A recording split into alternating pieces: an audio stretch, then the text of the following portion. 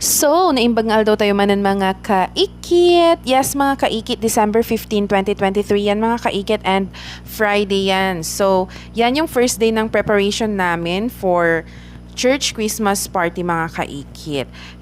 Yan yung part na kinatay na yung baboy mga kaikit na iluluto. So, before that mga kaikit, habang kinakatay yung baboy is nagprito na ako ng tokwa na siyang gagamitin sa naihahalo sa paggawa ng sisig mga kaikit at saka sa adobo.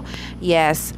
So, ayan, kasama ko si na Auntie Grace, Auntie Belen, si Mami, at saka si Auntie Ana dyan, mga kaikit. So, yan is minamarinate na namin yung mga karne na isasangkot siya for tomorrow naman siya, December 16, 2023. So, yan, naglagay na ako ng mga seasoning sa bawat pagkain na isasangkot siya namin for kinabukasan yan, mga kaikit.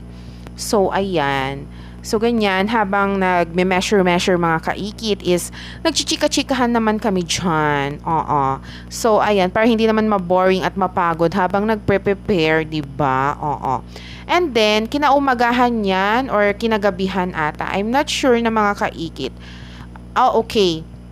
So, yan is Sabado na siya ng madaling araw mga kaikit around 3 o'clock. So, nagprepare na ako ng ipiprito kong mga yung sa ulo ng baboy, yes, mascara mga kaikit, tas yung mga skin ng baboy mga kaikit. Kasi yan yung gagawin naming sisig mga kaikit. So, that moment or that time mga kaikit is tumatalsik-talsik talaga yung mantika mga kaikit. Kaya si daddy ko na yung tuloy na nagprito mga kaikit at siya na yung kumuha na rin ng mga karne. Oo.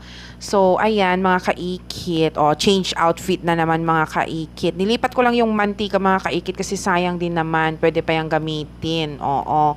So, yan. Kasama ko na dyan si Manuel. Yes, mga kaikit.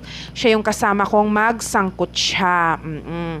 Yes, yan na yung December 16, 2023. Nagsangkot siya na kami dyan mga kaikit. Yung mga lulutuin namin is igado, adobo, minudo. Tapos ko naman na yung pangsisig mga kaikit. Kaya yan. Diba? Ginisa lang namin yan sa bawang and sibuyas kasi kinabukasan pa namin siya iluluto. Mga kaikit. First part of the vlog kasi 3 parts ata yung ginawa kong ito mga kaikit. So, ayan. Kiwar lang ng kiwar. Go Manuel. Go Chucks. Ayan. Diba? So, ajay. No, awan isuna. Awan tikadwak mga kaikit nga taga-bagkat, taga-kiwar. Kan taga-luto mga kaikit. So, ata ni dadik ti taga-sungrod. So, tumutulong din dyan si King King. Ibaon ko nga galati karton nga paglapagan na dyan.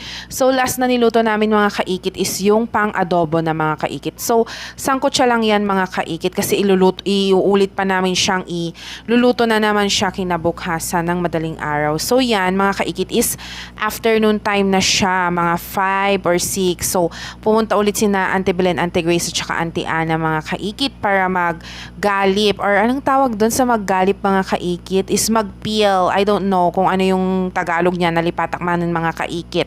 So, ayan, mga sibuyas, patatas. So, dyan sa part na yan, isinatadtad na ni na Auntie Grace at saka Auntie Belen yung pang sisig mga kaikit. Oo. So, sina Auntie Ana naman at saka si Mami is bawang naman yung inaanes. Yung inuukisan. Oo, yan mga kaikit. So, halo-halo na Tagalog, English, Ilocano, but more on English at Ilocano mga kaikit. So, ayan, video pa ni Auntie. So, that's the first vlog, first part mga kaikit of Luto series. May share ko lang kanyayo.